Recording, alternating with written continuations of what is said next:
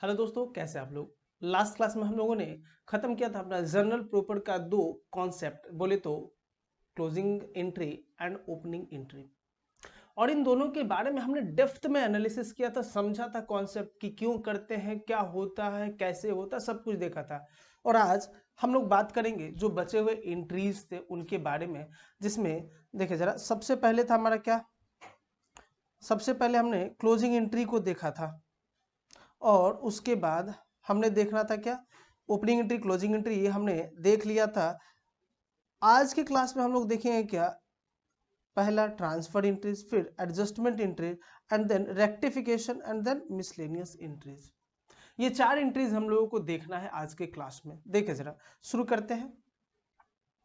सबसे पहले हम बात करेंगे ट्रांसफर एंट्रीज से होता क्या, उसको समझेंगे पहले इसके कॉन्सेप्ट को, फिर इसके बारे में नोट डाउन करेंगे, एंट्री पास करेंगे। देखिए जरा, transfer entries.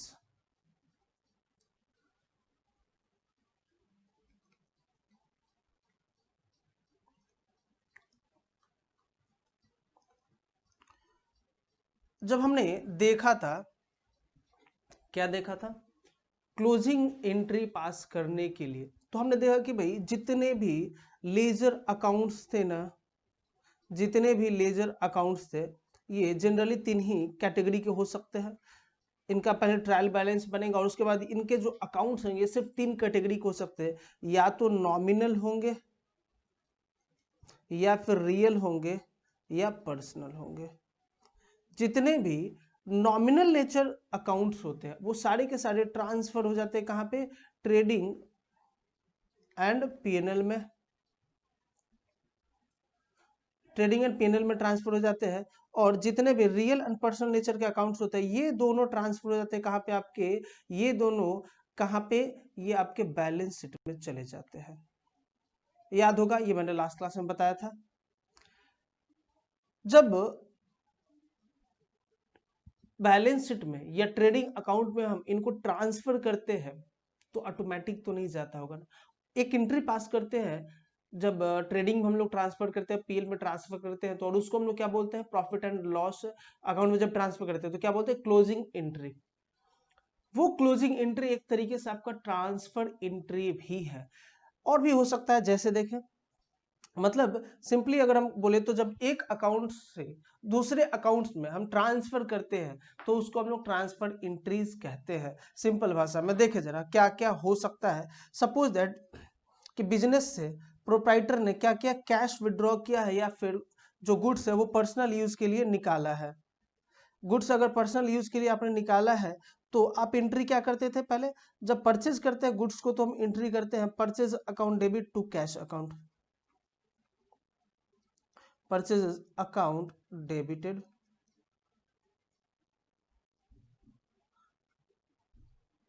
To cash account. ये एंट्री हम लोग पास करते हैं, पक्की बात है। सपोज दैट कि 10,000 का हमने परचेज किया था और कैश में हमने परचेज किया था, तो ये जर्नल एंट्री हमने पास करा।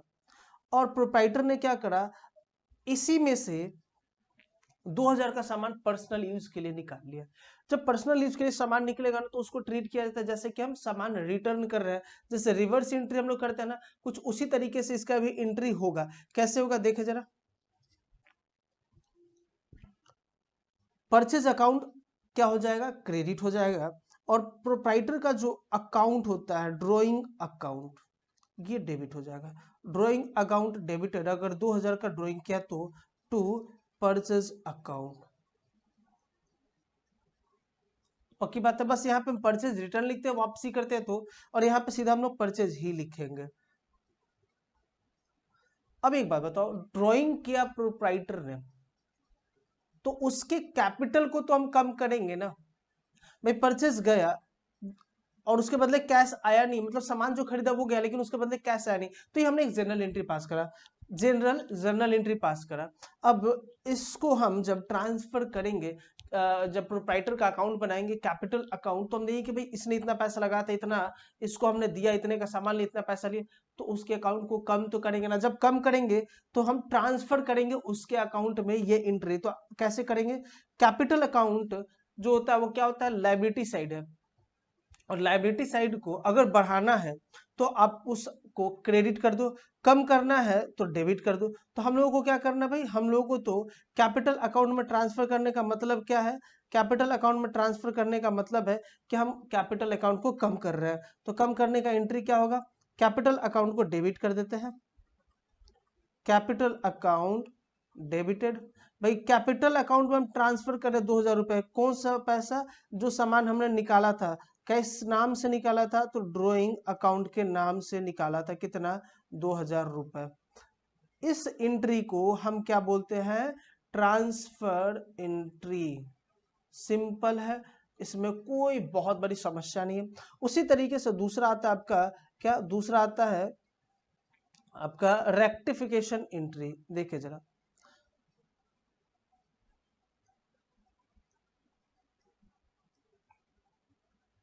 Rectification entries.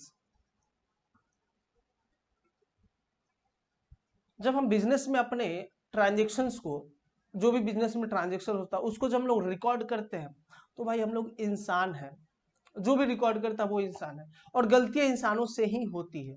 तो बाई मिस्टेक सपोज दैट कि राम को हमने देना था,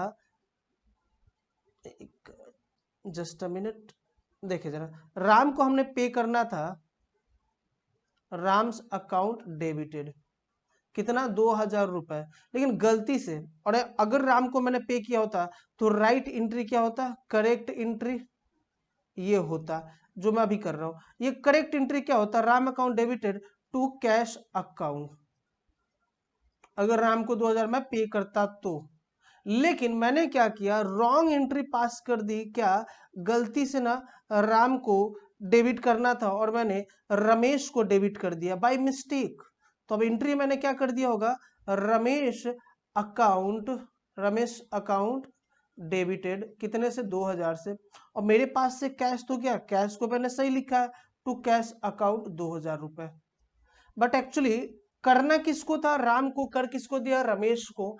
तो हमने गलती कर दिया। गलती को सुधारने के लिए देखिए, कैश अपने जगह पे ना, ये अपने जगह पे बिल्कुल सही है, जहां पे होना चाहिए था वहां पे है, बस गलती का है, राम के जगह पे रमेश आ गया।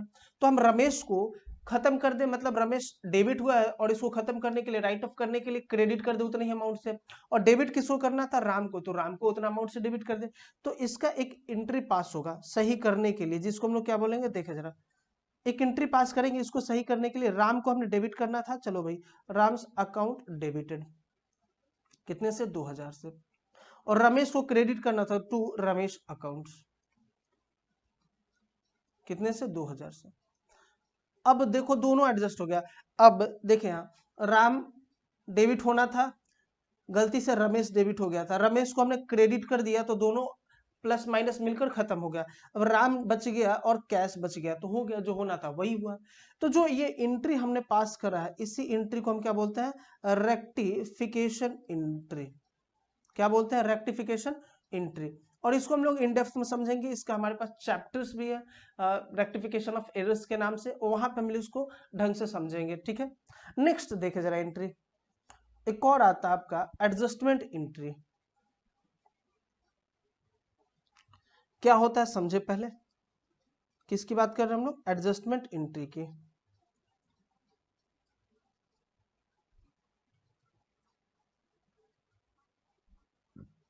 एडजस्टमेंट एंट्री का मतलब क्या है, देखो, जब बिजनेस में हमने बहुत सारे ट्रांजेक्शन किए, बहुत सारे ट्रांजेक्शन किए, और साल के अंत में जब फाइनेंशियल ईयर क्लोज हुआ, तो कुछ ट्रांजेक्शन ऐसे थे ना जो कि उस समय तक रिकॉर्ड नहीं हो पाए थे, अब बाद में उनको रिकॉर्ड करना है। तो अब तो बुक्स ऑफ अकाउंट क्लोज हो चुका है, या सारे चीजों को मैंने खत्म कर दिया है, अब क्या करें हम, तो उसको रिकॉर्ड करने के लिए हम एक एंट्री पास करते हैं, जिसको हम बोलते हैं एडजस्टमेंट एंट्री। देखे जरा, अब जो क्लोजिंग स्टॉक है, सब होने के बाद में क्लोजिंग स्टॉक का फिजिकल वेरिफिकेशन होता है, और तब पता चल पाता है कि एक्चुअल हमारे पास कितने का स्टॉक बचा हुआ है, ठीक है ना। फिजिकल वेरिफिकेशन के बाद में पता चल पाता है हमारे पास कितने का एक्चुअल में स्टॉक बचा है, क्लोजिंग स्टॉक जिसको हम बोलेंगे। तो भाई हमने क्या करा, ट्रेडिंग अकाउंट बनाया, ट्रायल बैलेंस बनाया, और ट्रायल बैलेंस के बाहर में हमने लिख दिया क्लोजिंग स्टॉक। पक्की बात है।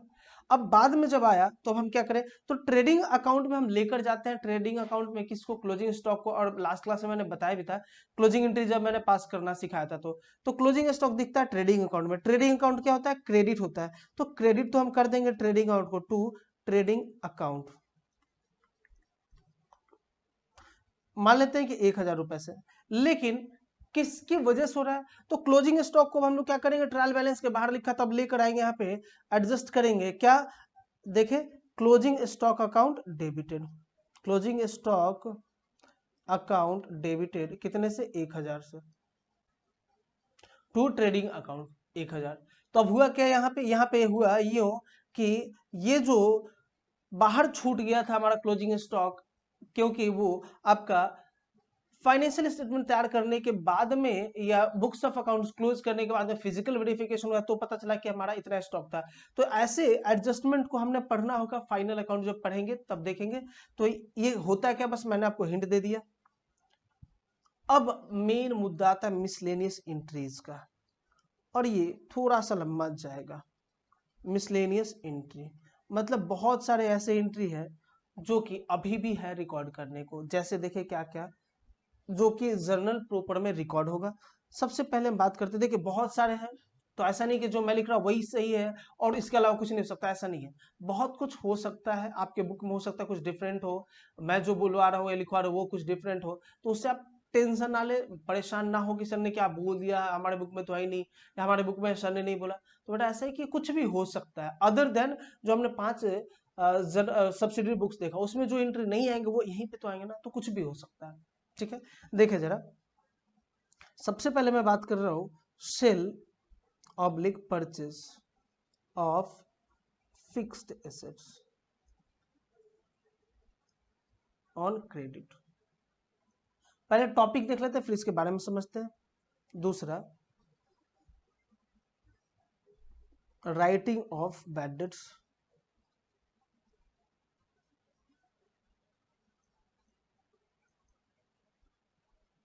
तीसरा, bills receivable received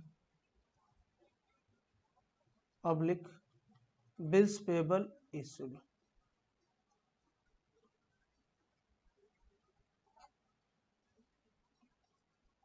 bills receivable endorsed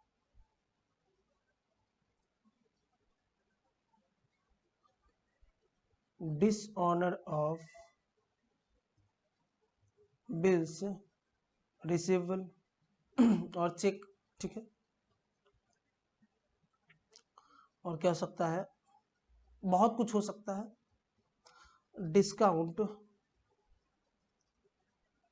received और अलाउड दोनों हो सकता है। कमीशन हो सकता है, कमीशन रिसीव्ड और अलाउड, और भी कई सारे ट्रांजेक्शन्स हो सकते हैं जो कि पांचों हेड में नहीं आएंगे ना, वो यहीं पे आएंगे, जो पांचों सब्सिडी बुक्स में नहीं आएंगे वो यहाँ पे आएंगे। तो यहाँ पे ऐसे कई सारे ट्रांजेक्शन हो सकते हैं। देखे जरा, सबसे पहले अगर हम बात करते हैं, देखे जरा, अब इसके लिए कुछ क्वेश्चन हम लेकर चलेंगे। क्वेश्चन मैंने लिया हुआ है आपके बुक का, बुक आपके पास नहीं है तो परेशान होने की जरूरत नहीं है। मैं आपको टाइम देता हूँ, क्वेश्चन को आप पहले स्क्रीनशॉट ले लो यहाँ से, फिर मैं क्वेश्चन की प्रैक्टिस कराऊंगा। देखिए जरा क्या question, enter the following transaction in the appropriate books of original entries, journal proper में पास करने को कह रहा है। क्या 1 अप्रैल को Mohan Singh was decided insolvent and some of rupees 15,000 could not be received. ठीक है भाई, मतलब बैड डेट्स हो गया, डूब गया पैसा। और old machinery was sold to Manish for rupees 5,000 plus CGST and SGST at that 6% each. Goods withdrawn from business for personal use, यानी कि ड्रॉइंग्स हो गया, of rupees 3,000। These goods were purchased intra state, यानी कि एक स्टेट की बात है, तो CGST and SGST were divided at 6% each. भाई इतना मैं बोल क्यों रहा हूं, आपका स्क्रीनशॉट हो गया होगा। मैं अब इसके सॉल्यूशन की बात करता हूं। ठीक है, देखिए जरा,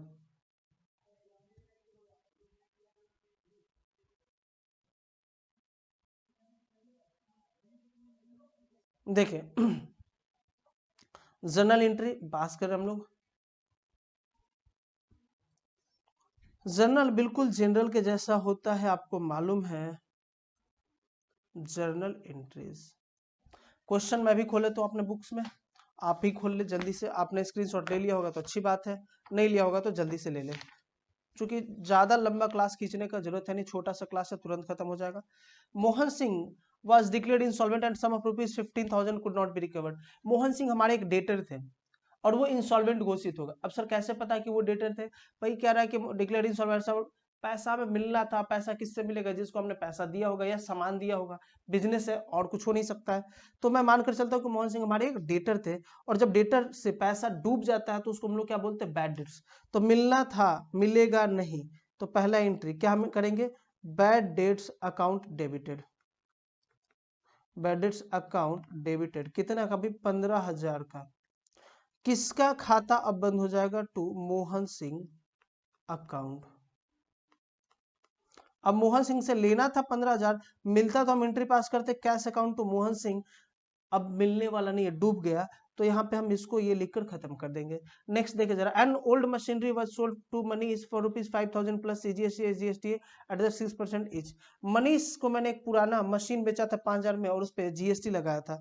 तो जब सेल करते हैं तो हम कैश आएगा हमारे पास, तो कैश अकाउंट डेबिटेड टू क्या? Machinery account. मशीन हमने सेल किया है। टू जीएसटी भी हमने कलेक्ट किया, आउटपुट जीएसटी यानी कि सीजीएसटी अकाउंट।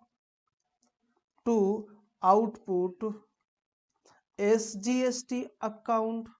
कितना? 5,000 का था, और 6% यानी कि 5 300 रुपए, और टोटल कितना? 5,600 रुपए। सिंपल है। थर्ड देखे जरा, पर goods withdrawn from personal use, business for personal ₹3,000 goods purchase. देखो 3,000 का सामान हमने निकाला है, तो जब निकालते हैं तो क्या होता है? Drawings account debited. अभी मैंने बताया था। टू परचेजेस अकाउंट, और जब खरीदा था तो हमने इस पे जीएसटी दिया था, तो जीएसटी भी लिया होगा हमने, क्या? Input GST CGST account. To input SGST account. कितना? 5,000 का था, और इस पे कितना देखो भाई? 3,000, सॉरी 3,000 का था, इस पे 6%, 3×6=18, 180 रुपए, 180 रुपए, और 12×36 यानी कि 360, यानी कि 3,360 रुपए टोटल हो गया। फोर्थ एंट्री देखे क्या? Purchase furniture from Raj furniture house for shop ₹10,000, यानी कि एसेट परचेज कर रहा है, किस चीज के लिए? पर्सनल यूज के लिए। एसेट यूज कर रहा है, पर्सनल यूज के लिए नहीं, ऑफिस यूज के लिए। तो ये एसेट का लाएगा। एसेट जब क्रेडिट में परचेज होता है तो देखे जरा, फर्नीचर अकाउंट कहाँ पे जाता है? जनरल प्रॉपर्टी, पहले बताया हुआ है। Furniture account debited. Input GST है क्या? हाँ जी। Input CGST account debited. Input SGST account debited to Raj furniture house account. उधार खरीदा है तो नाम लिखेंगे हम, फर्नीचर हाउस अकाउंट। कितने का था भाई फर्नीचर? फर्नीचर था कितने का? फर्नीचर था आपका 10,000 का। 10,000 का फर्नीचर हो गया। जीएसटी इस पे 6% यानी कि 600 और टोटल 11,200 हो गया। देखिए जरा नेक्स्ट एंट्री क्या है आपका? Fifth entry, goods of ₹20,000 lost by fire. सबसे पहले उसके बाद दिस गुड्स पे परचेज इंटरेस्ट रेट और जीएसटी कितना? 6% इच। सबसे पहले लॉस की एंट्री करो। आपके बुक में देख ले, अगर जो मैं कर रहा हूँ वो ठीक है और नहीं है तो आपको इसी तरीके करना है, भले ही आपके बुक में कुछ और एंट्री दिया है। देखे जरा, सबसे पहले हम क्या करेंगे? जब परचेज किया था तो लॉस हो गया ना, तो लॉस कैसे होगा? Loss by fire account debited. कितने का सामान लॉस हुआ? देखे, टू परचेजेस अकाउंट। टू इस पे जीएसटी हमने क्लेम किया था तो जीएसटी भी खत्म करो। Input CGST account to input SGST account. कितना में परचेज कितना का था? 20,000 का ना, बिल्कुल। और इस पे 6% यानी कि 6 दूना 12 और 12, टोटल 22,400 का वापस। ये सामान हमारा क्या हो गया, लॉस हो गया, कैसे, बाई फायर। और फिर क्या देखे 28 तारीख में कह रहा है कि insurance company accepted a fire insurance claim of ₹50,000 on April 25 against which received cheque. यानी कि 28 तारीख को चेक मिल जा रहा है इनको। 6 एंट्री इसी से रिलेटेड है, क्या है।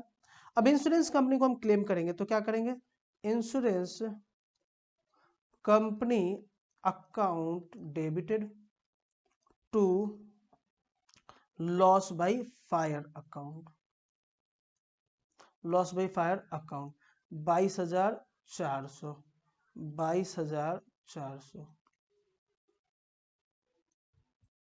सेवेंथ एंट्री देखें। अब इंश्योरेंस कंपनी को हमने क्लेम किया तो एंट्री पास कर दी। अब जब इंश्योरेंस कंपनी हमारे क्लेम को एक्सेप्ट करके पेमेंट करेगा तो उसके लिए भी एंट्री बनेगा। क्या बनेगा, हमें पेमेंट करेगा तो बैंक से पैसा मिलेगा, तो बैंक अकाउंट डेबिटेड, कितना पैसा मिला है, बात की बात है। देखिए लॉस हुए, प्रॉफिट 15,000 मिला है, यानी कि 22,400 का लॉस हुआ था, मात्र 15,000 मिला है, तो बाकी कहाँ गया, लॉस। तो लॉस ऑन क्या था, loss by fire, loss by fire account debited, कितने का लॉस है कभी, 7,400 का, टू इंश्योरेंस कंपनी अकाउंट, कितना, 22,400। 22,400 मैंने क्लेम किया था, लेकिन कंपनी ने एक्सेप्ट किया क्लेम कितना, मात्र 15,000 का। अब देखिए ये जो लॉस हुआ इसको ट्रांसफर करना कहाँ पे पड़ेगा हम लोगों को, प्रॉफिट एंड लॉस अकाउंट में। तो profit and loss account debit हो जाएगा, profit and loss account debited कितने से, 7,400 से, टू क्या, लॉस बाई फायर अकाउंट, कितना, 7,400। तो ये हो गया हमारा एंट्री खत्म यहाँ पे। तो ये जो हमने देखा आपका, ये यही एंट्री, इसलिए मैं इस पे ज्यादा फोकस नहीं कर रहा हूँ क्योंकि ये ऑलरेडी हमने पढ़ा हुआ, कब, जब हमने जनरल एंट्री पढ़ा था। तो उम्मीद करता हूं कि आज के इस क्लास में हमने अपना जर्नल का पूरा पूरा कॉन्सेप्ट खत्म कर लिया, कौन सा, जर्नल प्रॉपर का। और इन टोटलिटी हम बोले तो सब्सिडियरी बुक्स हमने इन डेप्थ खत्म कर लिया। तो मिलते हैं फिर नेक्स्ट क्लास में नए टॉपिक के साथ। Thank you very